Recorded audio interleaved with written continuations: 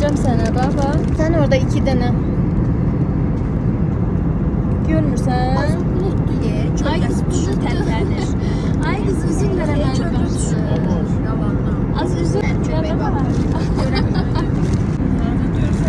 Köpek balığı görünür aşağıda. Deyirəm gel bak. Seni yakın. Oradan çekerdin de. Çekim. Çek bakayım. Gel yerime verim size bak. Dayıdan Ay hiç dolmaz yerden gelene göre. Hadi necə parçaladı ay kız. Parçalandı. Sütüydü neydi? Süt. Mesela. Sağladır ki köpek. Değerinde köpek balığı. Gel size de göstereyim ya. Köpek bakın.